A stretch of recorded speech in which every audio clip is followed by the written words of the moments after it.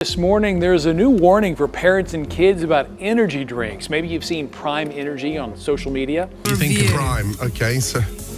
Ooh, no, it's like swallowing perfume. What is that? It also tastes like Kool-Aid, with 3 times the sugar in it. It's banned in schools, packed with caffeine, and sold using bright colors and influencer faces to kids. This isn't a conspiracy, it's Prime.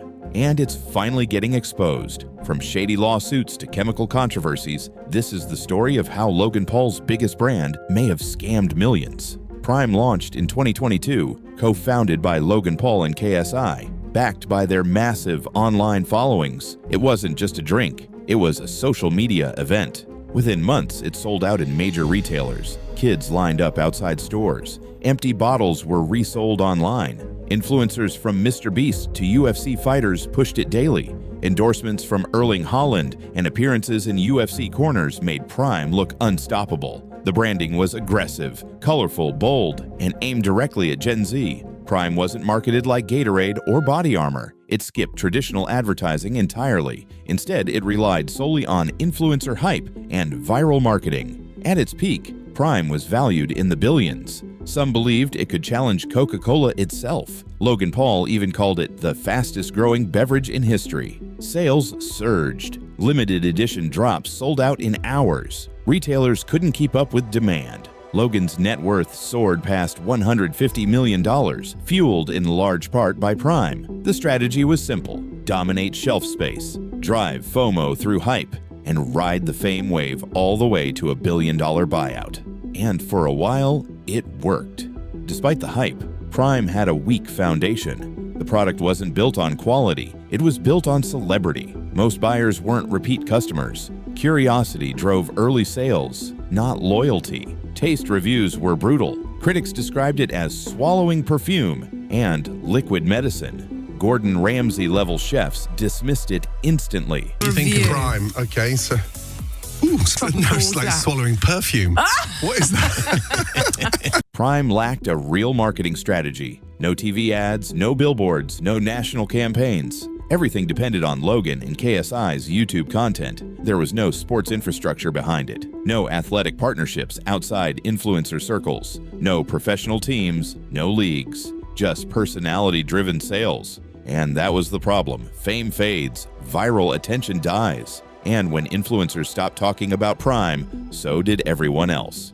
By 2024, consumer retention had collapsed. Sales began to slide, reviews dried up, stores reduced inventory, and for the first time, cracks in the billion-dollar image started to show. As sales dropped, the lawsuits began. Refresco lawsuit, $67 million. Prime's own manufacturing partner Refresco sued for $67 million. The accusation: Prime promised minimum orders over 3 years, then backed out when sales tanked, without paying penalties. That one lawsuit alone threatened to wipe out Prime's cash reserves. Agana Raw Materials, $13 million. Agana, a raw material supplier, sued for $13 million. They claimed Prime never paid for placed orders. Prime countered, saying the materials were substandard. Either way, it exposed internal cash flow problems. PFS chemical allegation. A lawsuit alleged that Prime's grape flavor contained PFS, a substance labeled hazardous by the EPA. Long-term exposure is linked to serious health risks. Prime moved to dismiss, but the case is still active. Caffeine mislabeling. Independent tests found Prime Energy's caffeine levels ranged from 215 to 225 milligrams, while the label claimed 200 milligrams. That's enough to trigger lawsuits for false advertising in the beverage industry. Misleading labeling for kids. Another lawsuit hit Prime for packaging that closely resembles its non-caffeinated hydration drink. Parents and schools accused the company of misleading children into drinking high-caffeine energy versions. This wasn't just a mistake, it was seen as deliberate confusion, and regulators took notice. USOC lawsuit, unauthorized branding. Prime released a Team USA edition featuring Kevin Durant using Olympic branding without permission. The U.S. Olympic Committee sent a cease and desist. Prime ignored it. They got sued. They settled.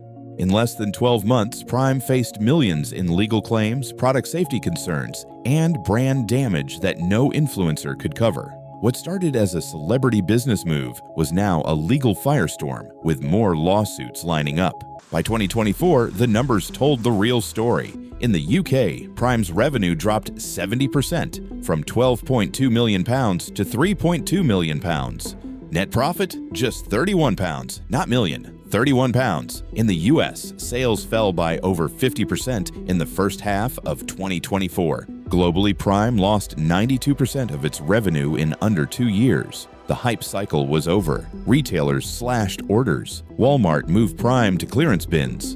In many stores, the brand disappeared entirely. Customer retention crashed. People tried it once and didn't come back. Meanwhile, competitors like Body Armor kept growing steadily. Coca-Cola backed them because they had what Prime didn't: long-term performance. Influencer marketing can spike interest, but it doesn't build staying power. Prime had no brand loyalty, no repeat value, no second wave. The result, one of the fastest collapses in consumer beverage history. As the lawsuits piled up and sales collapsed, Logan Paul didn't pivot.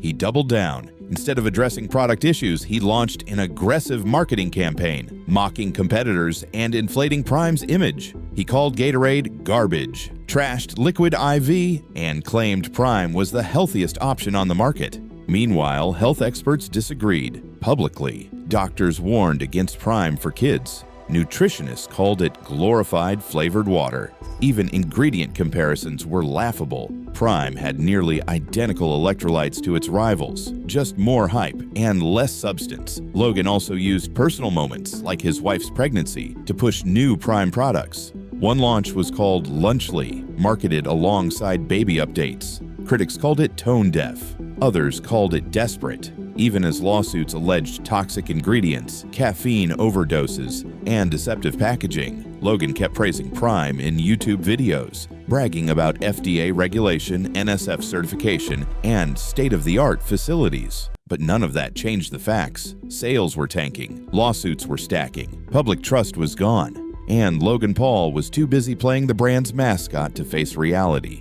Prime didn't fail because of one lawsuit. It failed because the product was built on hype, not quality. There was no real innovation, no superior formula, just flashy packaging and influencer promotion. The drink itself? Low-calorie, artificially sweetened water with electrolytes, no different from existing competitors. Once the curiosity faded, so did customer interest. There was no brand loyalty, no long-term retention, no professional athletes backed it beyond paid posts. And when influencers moved on, so did consumers. Prime also lacked basic business fundamentals. No diverse marketing channels. No infrastructure beyond Logan Paul's face. No strategy for sustainable growth. Every move was reactive. Sue, countersue, post a video, launch a gimmick. Compare that to Body Armor. 7 years of slow growth, solid partnerships, and eventual acquisition by Coca-Cola. That's what Prime tried to shortcut and failed. Ultimately, Prime didn't collapse because of bad luck. It collapsed because it was never built to last. Prime didn't just fall, it imploded. A perfect case study of what happens when a brand is built on personality instead of product. If you found this breakdown useful, hit that like button and subscribe to Tales Script, where we unpack the rise and fall of modern icons, brands, and scandals. And if you thought this story was wild, wait till you see what happened with Logan Paul's Crypto Zoo disaster.